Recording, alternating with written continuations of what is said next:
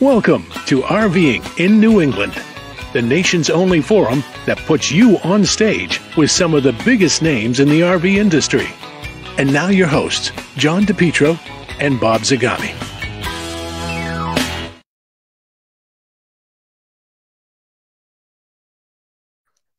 Hey everybody, welcome once again to the John DePietro Camping Hour. My name is John DePietro, and joining me tonight is my special guest, Mr. Bob Zagami. Bob, welcome to my show.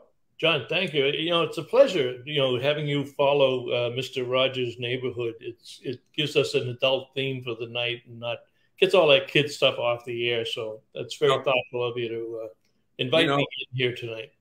I've been having you as my guest for what, 7.5 years? 7.5 years, yeah. And, not missing a beat. Nope. So it's good to have you here. And our audience should know that we probably have our most important show of the year. I mean, all shows are important, but our guest tonight is going to knock the socks off a lot of people. And I'd like to know, because I don't, who jumped on first. Jerry's back in first place. Walter's on. Walter's a numbers guy. He likes that. Dante's here. Made me something back to New England. Made me back to New England. Tim Christensen. I'd be curious if any of you have not seen Scott before. Scott Bahr is with Cairn. He's the founder, Cairn Consulting Group, probably one of the best market research firms in the country for the outdoor lifestyle, outdoor hospitality, the RV industry. If you do something outside, Scott's probably touched it in one way or the other. And he's certainly one of the most respected analysts that takes this data. We won't tell you all the behind the scenes secrets, but it's absolutely amazing what he turns out. And of course, this year he turned out they've changed the name of it. And if I can, but don't get into that yet. That's one of my questions. Don't get into that yet, because we still got a couple more things to talk about. Well, I just wanted to do that. Don't get into that. Oh, yeah, but you're not reading, you're not following the script. Well, that's true. See, you can understand it's your show, right? But I do the controls. I can press. Right. You have the buttons. I can press any button I want. I can, John. If you get out of line, I can just make you disappear. I can just take you off the screen, put you out into no man's land, and then we put you in RVing in New England jail. That's not fair. Oh, yeah. That's not fair. Don't talk about those things. No, but you got to be quick. What do you want to talk about? We need to do two things. Number one, you had some good news. We'll start off our show with a cancer update. Yes. Go ahead. We can have it. Yeah, I've got great news this week. I was able to, actually, they offered me the chance to double up on the radiation. So instead of needing 9 to 10 weeks, I only need 5.5 weeks. I had my hormone shot today. I got some pills to take this week, and I start the treatments a week from Friday. So I'll be glad to give you weekly updates and let you know. But the prognosis is extremely good. And as I've told them, before I go to Hershey or dealer open house in September, I fully expect to be cancer-free. It's a phenomenal system. It's not a bad case of prostate. And we all have challenges in life, but I'm treating this like a little bump in the road, and I'm smiling, I'm happy, and we'll get through it.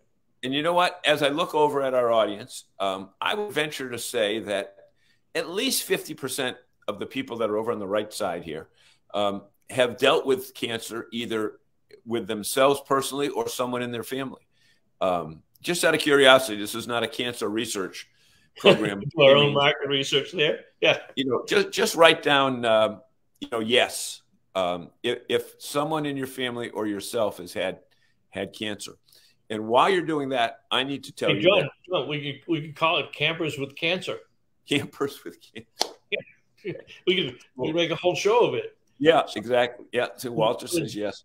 Now, Jerry Plant was paying attention. He remembers Scott from the Boston show. Yep. Oh, well, and that is what I was going to say on tonight too. Now I know Sandy didn't come to see you, John, because you're ugly, and she came to see me and make sure that her little Bobby is doing well with his cancer treatments, but she's here for Scott Bahr. You know, there's no question. She's a campground guru. She's one of the best consultants in the industry. So she knows where to be at Wednesday night at 7 o'clock. That's what we have. Look, she already started a side conversation. Hi, Scott. Sandy, exactly. there are no side conversations allowed. Jerry Plant, will you be able to play the piano after the treatment? Possibly. They did tell me, other good news, that I will not lose my hair. Oh, yeah. Okay. So that was a big dud. Yeah, I would get a new doctor if that was the major finding that they had. But anyway, the other thing I need to tell people is that this weekend, thanks to the generosity of one of the people that is exhibits at the show, our friend Allie Rasmussen, who's the proprietress, or anyway, one of the owners of Spacious Skies, co-founder, up at Spacious Skies, Walnut Grove in Alfred, Maine. We had a great time. We did a video, which we're going to show next week. And I want to thank Bailey and Mason for being such great hosts. And I think you know what? I think I did a live Facebook thing Sunday night from the campground. You did. It looked like you were sitting on your ass beside in a nice picture of the office. But I had to sit in the shade because it was 91 degrees in Maine last week. Oh, you poor thing. And, that's terrible. Tell about the other one. You posted a really good one. It was short, but it was really good about the electric vehicles. Right. And we're going to do that as well. Yeah, for some reason people couldn't find the video, so I wound up reposting it again about 6 times. But tell them about your trip to well, you know what? If you've been to Bar Harbor in an RV, or as my wife says, to Bar Harbor in an RV, once the roads are kind of like Provincetownish. They're very narrow. So the last thing you want to do is try to drive your RV around. But these people have come up with a great idea with a little product that almost looks like a golf cart. It's called a gem. Acadia Gem, they call it. Yeah. It's a gem. It's made by Polaris, and they have them for rent for either a half a day or a couple hours. And they have them in 2-seat, 4-seat, or 6-seat configurations. And they go 25 miles an hour. So all the roads up there that are under 35 miles an hour, you can drive on, and you can go the entire trip through Acadia with that. Now, you can't go up Cadillac Mountain unless you have reservations. But Acadia, the 20-mile ride around it is absolutely beautiful. We've got a couple of people up at Seacoast Resort, Park Model Resort. We have a couple of people that have gems. Yeah, and they have them licensed for road. They take them down to these are all licensed. Yeah, licensed for the road. Low speed. We're trying to work a deal that anybody who mentions that they saw the gem story here would get a discount. So we're working on that right now, and good. It's really a great little thing. So, well, why don't we get into some really intelligent conversation? Because I don't think we fit into. Oh, wait, are you leaving the show? No, but I thought I'd bring on somebody with a little bit more intelligence than us that actually understands this stuff that we're going to talk about. So, ladies and gentlemen, again, appearing on RVing in New England without glasses. So, Scott, what's the temperature? What's the temperature in Maine today, up your neck of the woods? It was like 85 this afternoon here. Oh, nice. Okay, you're just assuming everybody knows who he is. You just say, "Okay, Scott, what's the temperature in Maine?" Well, he is world famous. You didn't do anything about telling people who he is. Do one of your DePietro radio interviews, because radio, you can't see anything, and it has to come out of the inflection in the voice and the descriptive verbiage. So do a radio interview, make it more interesting.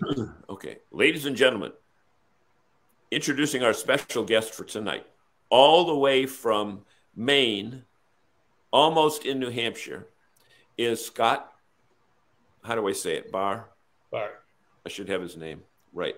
And Scott is the originator and the putter together of the North American Camping and new name this year, North American Camping and Outdoor Hospitality Report, which is sponsored by KOA, but is the research is done by Scott. And many of you from Cairn Consulting Group, and many of you may have had the opportunity to meet him live in person. In fact, I know Walter had an opportunity to sit on a, what's the word? Not panel. Committee. What's the word I'm trying to say?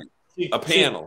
See, folks, this is the only reason DePietro lets me come on the show, because I'm the only person that can read his mind when he stumbles. Right. To correct me. Right. Okay. So Scott, Walter says we all know Scott. Come on, Walter. So Scott, without further ado, welcome back to RVing in New England, also known as the John DePietro Show, with special guest Bob Zagami.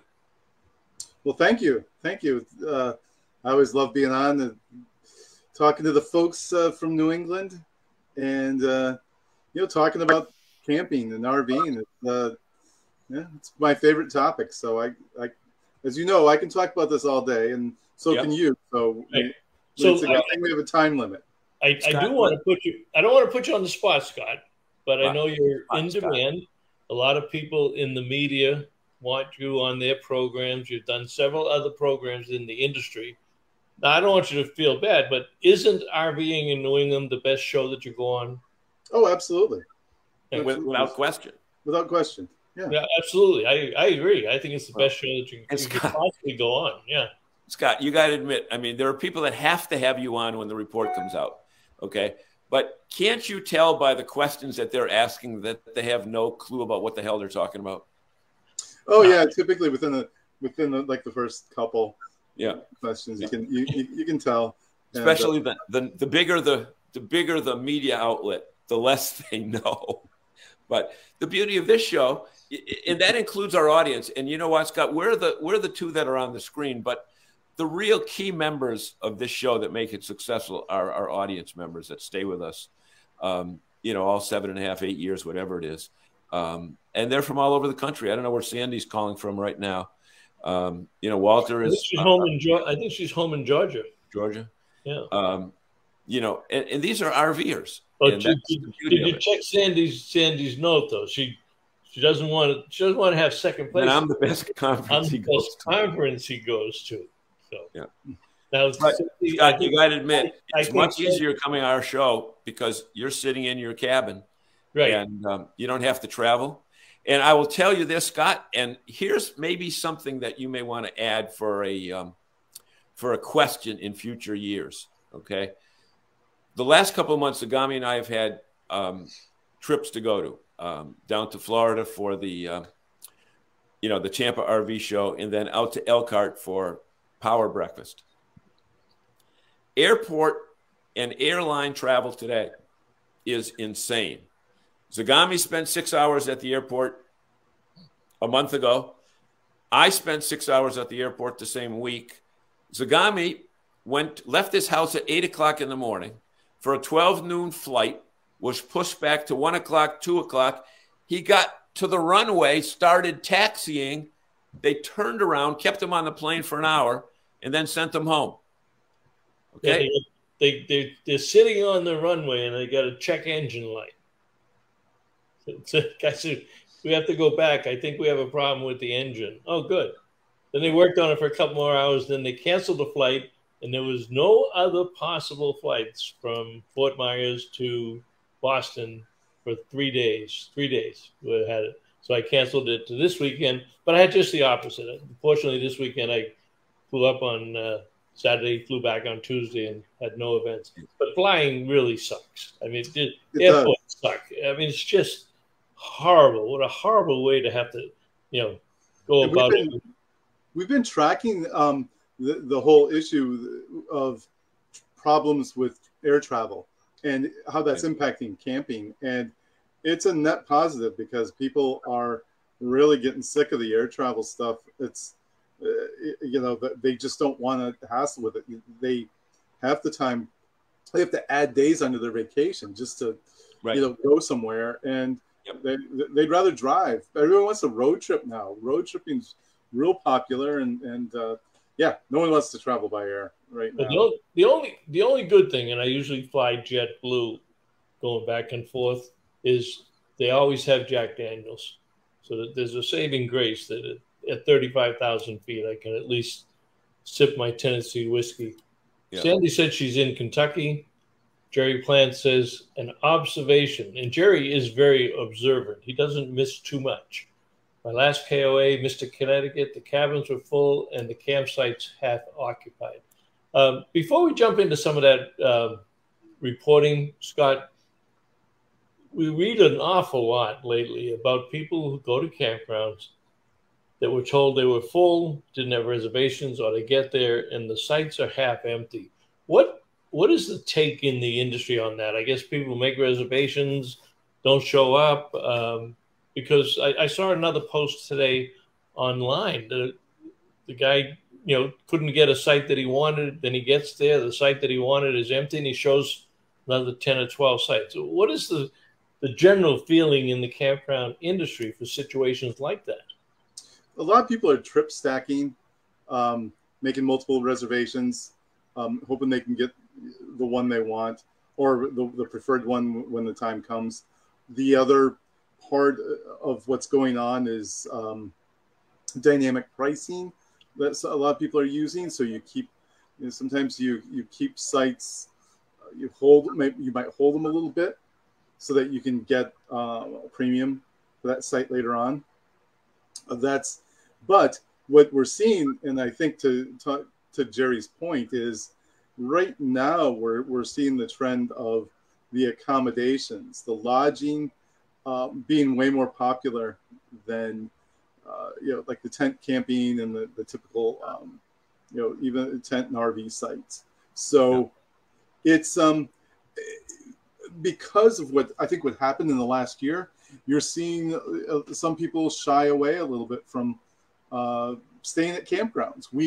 In our monthly report last month, we saw that 40% of RVers were considering staying at locations other than campgrounds. Yeah, that means they're not choosing a campground to stay at. Yep. That's a pretty big red flag, I would say, overall. Scott, where are they preferring to go? It's really, I mean, anywhere, honestly.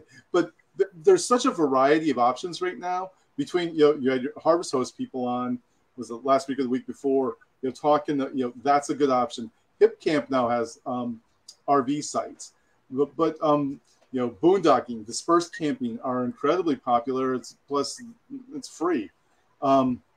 So people are looking at those alternatives and different places to stay, other than a campground. Again, the crowding that's occurred the last couple of years has pushed people kind of to the periphery a little bit.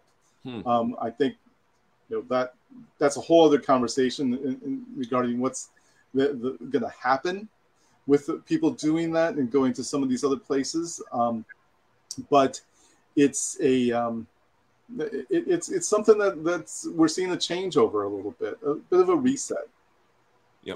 Hey, Scott, let's just mention to our audience members, Bob and I have questions, but if you have a question for Scott, just type it in and we'll watch over it and have Scott answer your question directly. But Scott, the first question I have is, we've been talking about this camping report for several years, but this year you've added the term outdoor hospitality to the report, to the title of the report.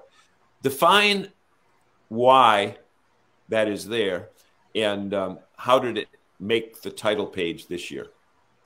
This is something we've been talking about for some time.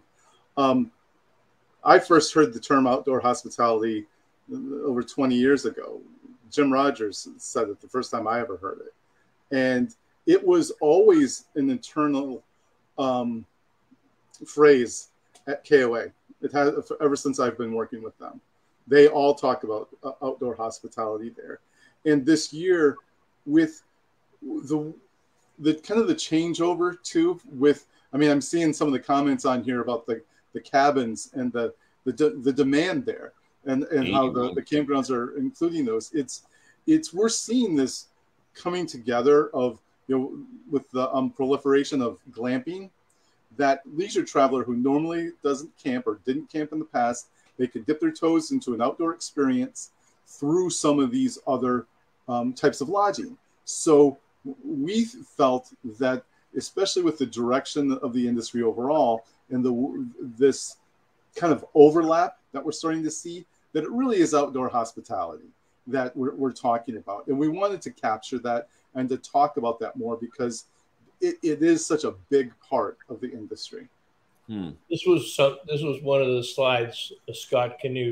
Does that tie in with what you're talking about here?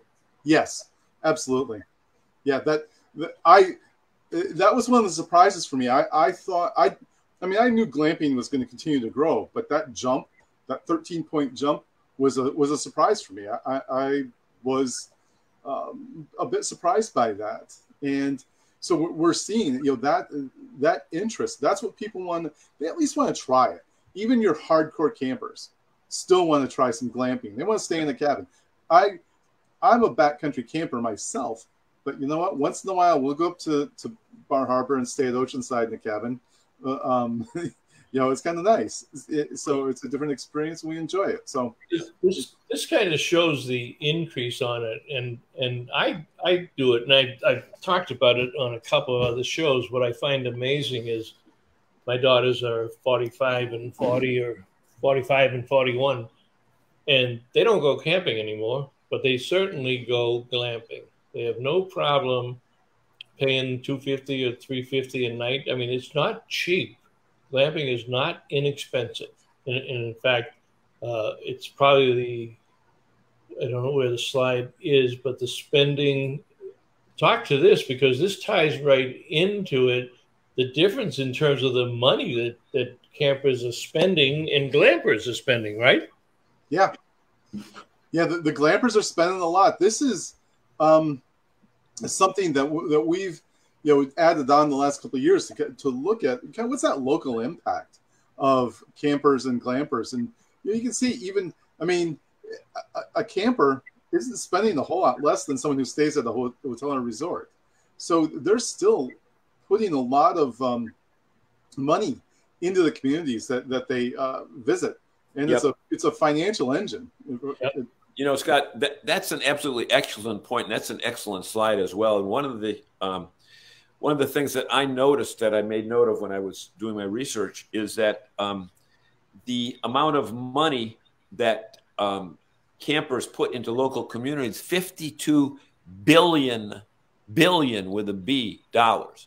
Now, I'm sure that includes campground fees, but it also includes movies. It includes restaurants. It includes grocery stores. It includes fuel. It includes local attractions.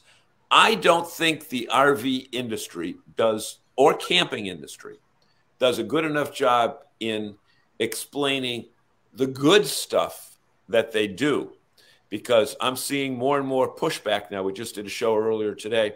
Up in Maine, a lot of the smaller towns are pushing back on glamping facilities coming in.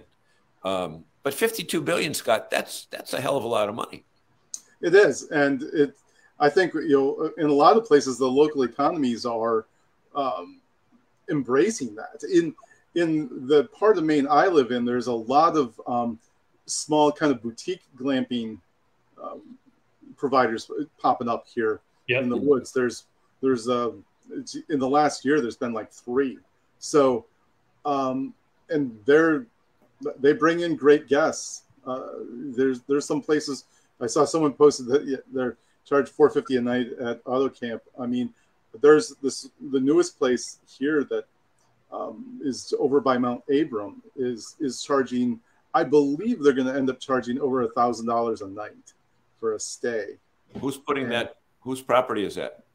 It's I'm not sure. I forget their names, but they're it's a smaller place. They're going to do kind of like high-end food, foraging and stuff like that. So, well, that's interesting. Yeah. 2 weeks ago, we stayed at Sun Outdoors Wells Beach.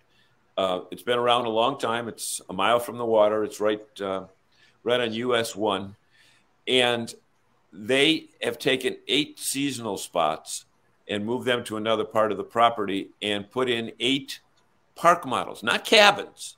I'm talking park models with, you know, with dishwashers, with cooktop stoves, with air conditioning and heat, 2 bedrooms, 30, you know, a 50-inch TV, etc. And their starting price off season is going to be $250 a night.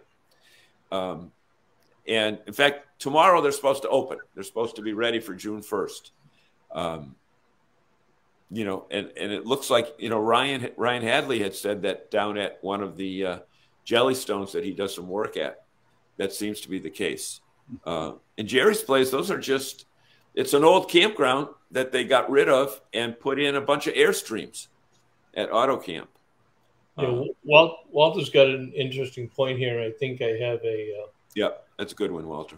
I think I have a slide that talks to that. And it may be just a picture that was. I don't know if you can read that. I can't read it.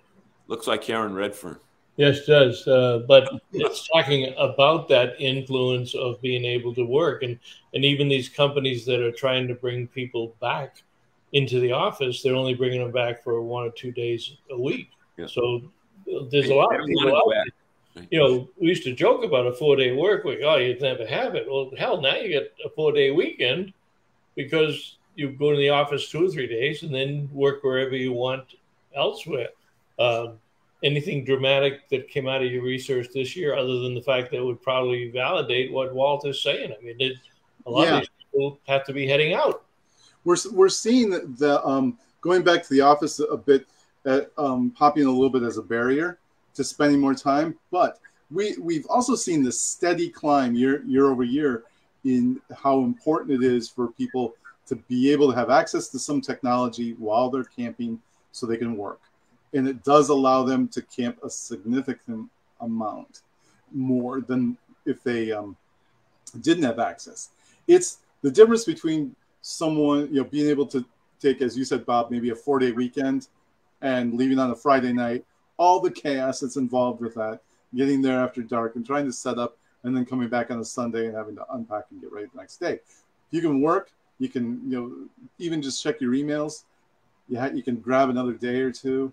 It has a huge impact, and it has a huge impact on the family. If people are traveling with families, they, you know, the parents can all go along now and enjoy it, even if they have to work a little bit. It's a trade-off. Let me ask you something.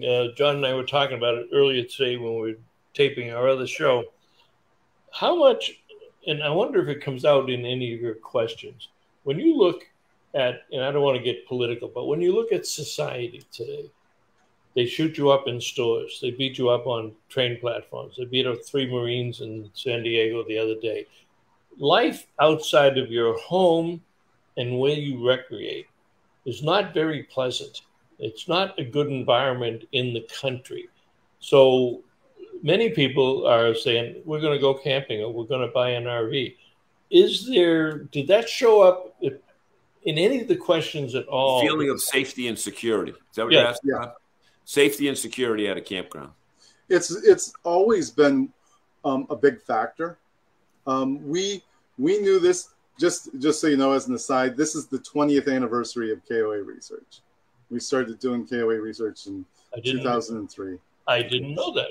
So one of the things we found 20 years ago is that at that time, a lot of KOA guests liked staying there for that reason at that time. These are people sometimes who maybe they're not used to the backcountry, the rustic experience, and they like going to a campground where their safety lighting, staff, so on, it had a good atmosphere, it felt safe and secure. We're seeing that more and more now for different reasons, and it's spreading out a little bit. We see that in people specifically saying safety and security, as well as the campground atmosphere. And when we dug into the campground atmosphere, that's one of the things that comes up. Are people friendly? Do they feel threatened? Do they feel welcome? You know, it's those interactions. It's driving some of this. All these things are incremental and they add up to something big. the whole idea of the cabins and the glamping. You're in you're a place where maybe you can lock a door. You have 4 walls. It's important to some people, and it's very different than being in a nylon tent on the ground. Well, to that point, because you do have a section where you talk about urban dwellers and the impact, and I look at that and I say that's a tremendous opportunity for the RV and the outdoor hospitality industry to bring them under our tent. But you're an urban dweller. And I think this one said urban dwellers are more likely to camp more nights each year, spend more money in local areas, acknowledge the benefits camping offers for mental health, and bring their children along with them. I mean, that's a hell of an advertising and a marketing slogan, but it's also a reality that we as an industry, whether it's RVs or the outdoor hospitality industry, provide them a respite from the nonsense that's going on out there in our city streets, especially urban dwellers. I mean, you can't every night on the news, somebody's shooting somebody else. Yeah, and this camping offers a respite. It's like, and the more the campground operators and the people, and honestly, I think it's incumbent on all of us as guests to understand that there are people who are going to be there who are fleeing, these crazy situations, and that want that feeling to feel welcome and to feel like they feel safe and secure. So yeah, I think it's one of those things that we can, as an industry, we should embrace, encourage, and just say we offer it. This is it. I mean, I've talked to a lot of people who bring this up, and I've rarely run into someone who said that they felt uncomfortable in the outdoors or at a campground. Well, Scott, on Sunday night where we stayed at a campground, Saturday night we didn't because we got a late start during the day, so we just stopped at we were at a Walmart up in Maine, outside of Bar Harbor, and there's some shady characters that you see in Walmarts, both in the store as well as in the parking lot. Mm-hmm. Now, on Sunday night when we were at Spacious Skies Walnut Grove, it was warm, and I said to my wife, thank goodness we can go to sleep with the windows open tonight. And it was a refreshing feeling, and I even had my front windows down because I have a Class C, and I have those protective screen mesh things there to get air going through. But I felt good going to sleep there without any concerns. And I'm sure our audience, tell us the same thing, audience. Do you feel comfortable keeping your windows open at a campground versus a roadside area? Again, like Jerry says, many times he'll stop along the way. If it's just for one night, he won't be in a campground. Do you feel safe and secure? I've got another question for you. This glamping thing just seems to be going crazy from 7 million to 10 million. That's almost a 50% increase in just 2 years. Why do you think it is? It's for all the reasons we've talked about. It was, in my view, and from what we've seen, one of the things that glamping brought to the table was that opportunity for someone who isn't a camper to go out, and during COVID, they could still go and have somewhat of a resort experience, because when all the resorts and hotels were closed, so you could still go to a campground and stay in a nice cabin, or go to a glamping park and stay there. It brought them in, and glamping occupies that space between hotel resort stays and camping.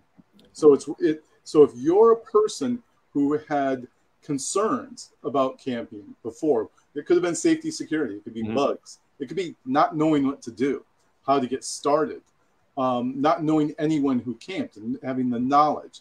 By the way, the background knowledge is one of those things that is huge. I really like talking about that. But anyway, it occupies that space. It's a safe place. It's easy. You don't have to have a lot of gear. You don't have to buy anything. There's no, other than the cost of staying there, there's no cost of entry.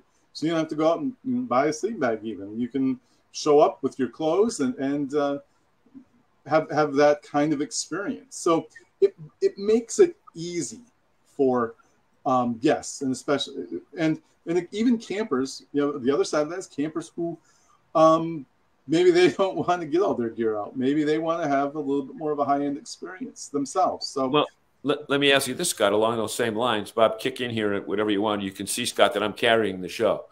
With intelligent questions. Zagami throws a slide in every once in a while. But anyway, in 2000... Let me explain that. See, we don't script this show. You have no idea what I put on my side here to have. And we're 1,500 miles away. From 1,500 miles away. And uniquely, startling, going back to the intelligence of the people on this program, when Scott says something, I just happen to have the slide, and I didn't talk to Scott. I didn't ask him what he wanted. This is a brilliant presentation, Mr. DePietro. Thank you. I expect nothing less. But here's the point. We figure March 12th, 2020 is when the fan was hit. Okay. Mm-hmm. Where Zagami and I were 35,000 feet in the air, flying back from Palm Springs from the Winnebago dealer meetings. Yep. And they're canceling the NBA. They're canceling NASCAR. They're canceling Coachella, the big music festival out in Palm Springs. And you have a section in here that shows camping started to go decline a little bit going into 2020. And then 2020, 10 million new people hit the campgrounds. Okay. Then 9 million the next year and 6 the year after that. I'm wondering if any of the people that got into glamping were the people that couldn't get an RV for 20 and 21 and half of 22. But they had to get out of the house. Right, Scott? I mean, right. There's people a million stir crazy. People want to camp, but it's that freedom of the quote unquote great outdoors. Absolutely. Absolutely. We saw that a lot. And to go back to Bob's point earlier about the urban dwellers, COVID started that exodus. They wanted to get out of the cities, at that time for different reasons, but being cooped up was a big part of that for a lot of people. And the outdoors was just peaking. Everybody wanted to get outdoors and do something. So if a place was open, and the campgrounds and glamp grounds were open, so it really occupied that space and brought a lot of new people in. And it's going to continue to grow. I mean, we keep measuring it. We saw that the graphic earlier that showed that interest of 38%. So they want to have a glamping experience this year. That's a lot of people that are driving. Yeah. What about this is benefits of camping among Gen Z, and that's a little different. The Gen Z and the millennials, and I listened in on the National Go RVing Day, which is coming up on June 10th, by the way, that the average age of these new buyers is now down to 33 years old. Which is about 50% less than it was, or half. So we've certainly broadened the base and the demographics age-wise from the early 20s, because we got high school kids buying camper vans to the people buying diesel pushes. But that's the new camper. I mean, those people are going to be camping for a long time. And when you look at what they want, the camping it's just time to relax and not feel like they must be somewhere or do something. Likely to let loose and blow off steam when they're camping. They go in groups too. You find that. Say camping is a great way to escape the stress of everyday life. Just what we were talking about. So they're really the ones that are going to be driving this urban dwelling, this young generation that's going to go out there. And some of these people are going to glamping. They're skipping camping altogether. Yeah. One of the favorite research projects we ever did was about 4 or 5 years ago. We for 2 or 3 years in a row, we did a survey of teens, which is this group of Gen Zers now. And we were all shocked at how engaged they were and how they viewed camping the same way the adults did. But for them, it was like, well, camping's the only time mom and dad are relaxed. It's, you know, I got to connect. I get to go fishing with my mom. I mean, we had all these comments, these unbelievable comments. And so we tracked that group, and we included them this year. We asked about those experiences. And that group of campers is really, really interesting. They learned how to camp, those experiences they had going multiple times as teens, going with their family and friends. They learned how to camp. They learned all the skills. I mentioned that earlier. It's a real interesting area of inquiry that we've been doing for a couple of years that I'm really fascinated with. Because it determines whether or not someone will continue. And this group learned how. They learned what they liked and, importantly, what they didn't like about camping. And even though the millennial group was a little bit more likely to be peer-oriented, the Gen Zers appear to be still connected to their families a little bit more. And one of their biggest complaints is they don't like camping with their peers. They find them annoying. So, which is the truth. It's one of the biggest complaints they have about camping. It's a very interesting group. And it's going to be very interesting to track them. They're very different, but they're just starting to get to that point where they're building their wealth, building their families, they're starting their careers, and they appear, at least in part, there's a part of them that could be a very solid core of campers and RVers in the coming years. Well, you know, Toby addressed that at her speech at the RV Power Breakfast, which was phenomenal, absolutely phenomenal. But the challenge for the industry is to keep these people in the industry, to keep them doing what they're doing. And some of the reasons that people gave for not wanting to stay in the industry was something as simplistic as, I don't like loading up the camper. Or when they get home, they don't like having to take stuff out. But keep in mind, this is a generation that has a lot of snowflakes and people that maybe not want to work all the time. They want a lot of things given to them. So when you look at holistically that the millennials and the Gen Zs, what do you feel, you know, and Toby laid out what we have to do as an industry to make sure these are our shared customers. You know, we all have an obligation to make sure that they enjoy the experience. I'll tell people who Toby is, for those that might not know Toby. Toby O'Rourke, the CEO of KOA, who annually addresses our almost every year and provides some very incredible statistics that Scott has worked on with her and come from a lot of his marketing research. And I think that shocked a lot of the people in the industry. Sometimes this industry runs around with blinders on. They just think that everything they do is perfect and there can never be a problem. But there are challenges on the horizon, right? Absolutely. There's some big challenges. In the short term, we're seeing that as with this reset, a lot of people want to have some different kinds of experiences. They want to maybe travel a little differently. Now, with air travel being a pain, increased costs, they may come back. My opinion is that a lot of these folks will come back to camping. I firmly believe that.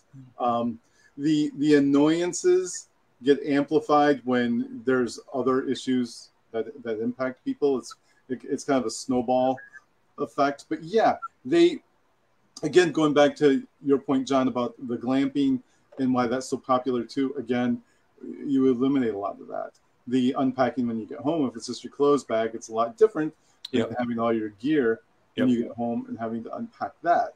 To keep people in, you have to bring them along fairly slowly. One of the things we know is that if a person's first camping experience is comfortable, and that can be different to different people, but it's a comfortable, low maintenance experience, they're a lot more likely to continue. Let them learn the skills, teach them the skills of camping, even something as basic as starting a fire. I mean, for a lot of us who have been avid campers for our whole lives, you don't even really think about it. But there's a lot of people who don't know how to do it. And honestly, there's been some awful accidents here in Maine already this year of people getting burned severely, trying to start a fire because they throw a whole can of gas on it. And, or they can't get a fire going at all. I'm using that one example, but put gas on the campfire. Yeah. I saw a situation this weekend where I'm driving up the main pike. I was right after the tolls, the new tolls in southern Maine, about exit 7 or so. And I was doing about 66, 67 in a Class C, and a travel trailer blew by me. I didn't even see it coming in the wind. And I looked and saw that it was pretty much a new trailer. And I said, there's somebody brand new that doesn't, he had to be going 70 to 72 miles an hour. And then he started swaying. And, you know, he didn't tip or anything, but there is a learning curve. I'm sure everybody over here, you know, Jerry, Walter, Ryan, and they could all tell you stories of people that think their RV can be driven the same way their car can be driven. That ain't the case. But Bob, there's a couple of our audience made good comments there where Walter had added. Give me a time. Give me a time. Oh, go to Ryan Hadley at 7:30. I added a lot of Wi-Fi boosters and signal boosters a lot lately for people that work from their campers. You know, that must show up somewhere, Scott, in your stats. Oh yeah, yeah. We this year we tracked the utilization of Wi-Fi, how people are using it. So they're going to use all of Ryan's bandwidth when they pull in and start streaming movies. But the people who work are, you know, those people are mostly just checking emails and stuff like that. They're not. Most of them don't even really need, you know. Okay. They don't need that. It's the families who come in and want to watch movies. Dante, what's the word in the middle there? I'm starting to, I think winter. I think it's winter. Either that or work. Maybe he mixed winter and work. Okay. Well, yeah. Whatever. And the other thing, Ryan, Jerry at Walter at 7:39. Now, I happen to look at those stats, and I don't know if, Bob, you can find them. I know they're in like the first 10 pages, but. And I referred to this a little bit ago, that going into 2020, Scott, help me out here if I'm right or wrong. The number of new campers was going down. It was way down. And then COVID hit, and then the number went to 10 million a year. Okay, then 9 the next year, and 6 the next year. So even though it's faltering just a little bit, the numbers are still higher than they were pre-COVID, right, Scott? You know what I'm talking about? Yeah. Yep. That was the one for reason. No, it was a little different than that. It was new campers, Bob. That's probably pertinent. There we go. That's the one. New camping household. Look at 2019, 1.7 million. And then COVID, 10 million, 9 million. So Walter, being the fine engineer that he is, he figured between 10 million and 6.4 million, that's about a 36% drop. Absolutely correct. But even that 22 figure is bigger than anything, going double the next closest date going back to 2015. Scott, am I interpreting that properly? Yes. Yes, you are. And that's, I mean, honestly, having that many new campers this last year was, honestly, I was a little surprised at it even. I mean, I feel like we've peaked out. In our industry, there's something we call regression to the mean, which simply means when you get really high, there's really only one place to go. Right. It's either you level out or you go down a little bit. And I feel like we kind of peaked out. Those new people have been exposed to camping. A lot of people have been exposed to camping the last few years. I anticipate this next year that it will go down again. And within 2 years, we'll be right where we were pre-COVID in terms of bringing new people on. Our challenge, as Bob talked about earlier, is retention. We need to retain these people. Keeping the people that we brought on. We have so many. It's like, come on. Prior to COVID, we were getting 1 million to 2 million new camping households every year. And then we had that spike. Yeah. But that spike is... It's an artificial number. Well, it can be an opportunity if we work at it really well. To Toby's point, that we have to handle them differently than we did in the past. We didn't have to sell people on camping in our being in the past because we were sitting there fat, dumb, and happy, and selling 200,000 or 300,000 RVs a year, thinking we were fantastic without working. Right, without working, and then all of a sudden they go to 500,000. And they worked even less because people just came in and dropped a check on the table and said, buying an RV has got to be the greatest thing in the world for COVID. So now our objective is, when it starts to go back down, let's not let it get down to the 1 million, 2 million new ones every year. Let's stabilize them at 4 or 5 million and bring their friends in. But Scott, help me out on this here. And Walter's bringing it up right there, and that's exactly what I was going to say. Here's the deal. Toby brought up the fact that the customer is a shared customer between the camping industry and the RV industry. What do you do after you buy an RV? You go camping. Toby's whole thing was, one of the things that is a negative, and Scott, you must have given her this info because she got it off that report, was that the RVs, the product, the hardware is not holding up. The repair time is eating up too much prime time.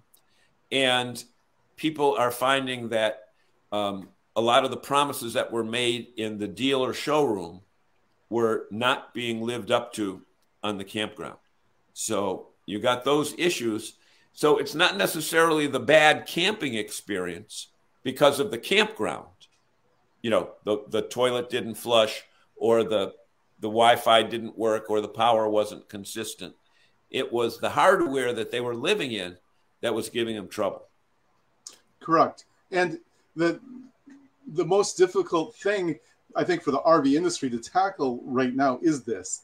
Because one thing that we know, camping is an emotional experience.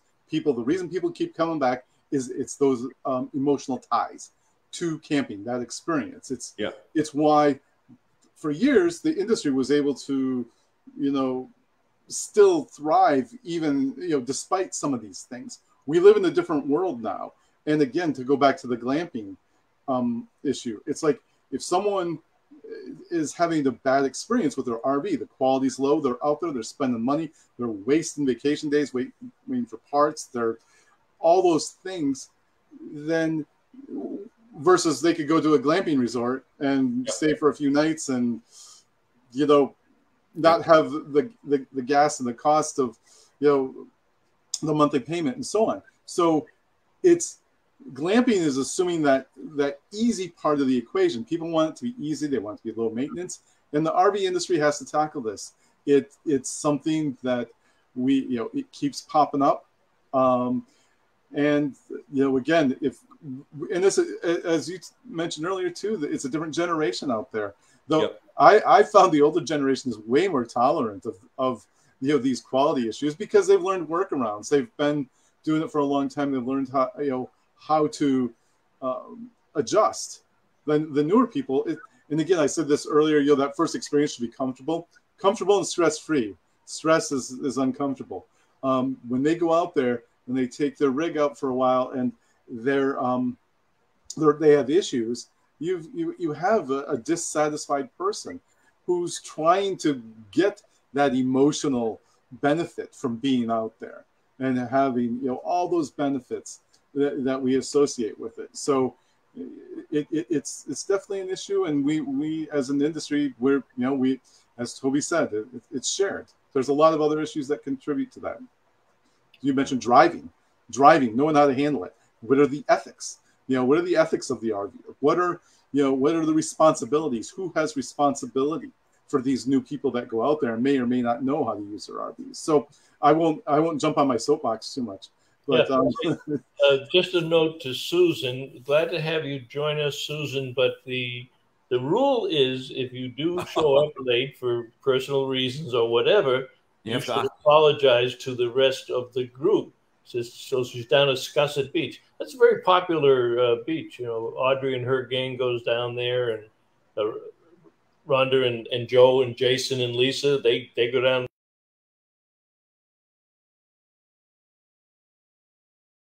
Known that rule, so take it out on Jim. But thank you for joining us to do that. Believe it or not, guys, Jim was late cooking. What'd you say? So Scott, how can people? This is available to the general public, right? Yes, it is. Okay, Bob, do you want to? If people want to write to you, Bob Zagami, Will you forward the link to them? I'll put it right in here now. Yeah.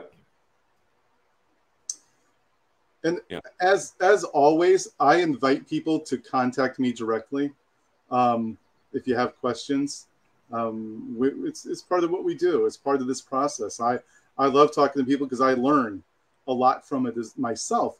And that by talking to people, that's how we make this process better. When we were talking before we came on the program about what we do and what that process is, and a lot of it is I do stuff like this. I read the comments, I talk to people, I interact, and that's what we use that in everything we do. So again, please feel free to reach out. KOApressroom.com is where you can get it. The key to this whole thing, Scott, you came to the Boston show this year. And you moderated the panel. Sat in on some panels. Did you learn anything there in person versus, the way you normally do your research? Oh, absolutely. I mean, it was great. I mean, the folks that were there, like Walter, and just the knowledge like that they have from being out there and using their RVs, and all these little things that come up that you understand as someone who's experienced, and the different scenarios that people are exposed to. All those things, I store all that, and I use that in everything I do. I learned a ton that weekend. I really enjoyed it. Good. I was just down.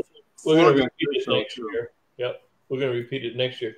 Ryan says quality shied a few people away. I know people that said after their experience after buying a camper in COVID that were done after that and wanted to sell. Well, that's what we have to protect against. That's a normal reaction for some of them, but some of the way they were treated were forcing them to go out. So the industry is aware of it, between the repair event cycle time to make sure that we're doing a better job on the maintenance side. People like Ryan, the mobile RV service technicians, are getting a lot more respect in the industry. People are seeking them out regularly because they come to your house or come to your campground to work it. And the manufacturers understand. And as we said before, there's a video of Toby's entire presentation that I hope everybody in the industry takes the time to look at, because she laid out. She didn't just say what the problems were. She gave the roadmap and things that the industry has to do and why it's important that cohesively the manufacturers work better with the dealers and the consumers and what have you. So we're on the right track. There's good things happening, but there's also no excuse for some of the other things that are happening. So much more to talk about in this report. Scott, will you come back before the next one comes out? Absolutely. Just let me know. Because folks, if you love RVing like we all do, get a hold of that report. You don't have to read it from page to, word for word from page to page, but there's content in there that you're going to relate to. You're going to be one of those people that they're talking about.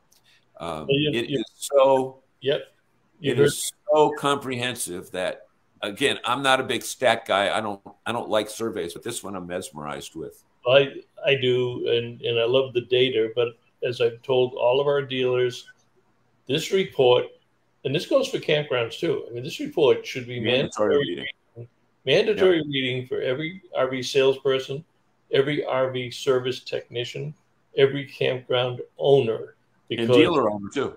The dealers, the dealer owner definitely, because these are our customers. I think the biggest benefit of this report to our industry, the fact that KOA is willing to absorb all the charges, pay for the whole thing, and then post it up free of charge for anybody in this industry on the trade side to download it, read it, understand it, and learn from it. My feeling is, and I've said it to their faces, if they don't do it, then they're stupid. Plain and simple. There's just too much data in this to ignore it, because the work has already been done for us. Scott, thank you very much. You are always welcome back. And once I get past these treatments, I should be back in Maine by the middle of July. And there's Jim Roy checking in now. We will miss the whole show. No, Jim, you didn't watch it, because as soon as we sign off, it'll be available on replay instantly. Right. You can just stay right where you are and hit the He's replay on Central Time tonight. Jim Roy. Right. Shimroy watched the show. So Scott, the real big question is then when you and I get together up in Portland at Andy's there for our little get together, the question is, do we really want to invite DePietro back? I mean, or did he overextend his stay the last time? I came up in my electric car. It was one of my first trips. No. I say we'll give him another chance. We'll give him another shot. We should let the audience next week. We'll let the audience vote on that. All right, guys. I'll be eating alone. See what they say. Yeah. All right. Thank you, everybody. We will see you all. Have a nice night, everyone. Let me just say, next week, the best audience in the world. Right. June 10th is National Go RVing Day. We're going to do some stuff with dealers on next week's show, and hopefully they'll have some special sales for you. But Saturday, June 10th, is National Go RVing Day. All right, guys. Good night, and see you down the road. Good night. Great talking to y'all. Take care. Yeah. Bye-bye. This edition of RVing in New England was a presentation of the New England RV Dealers Association. Thanks for watching, and be sure to like us on Facebook, YouTube, and Instagram.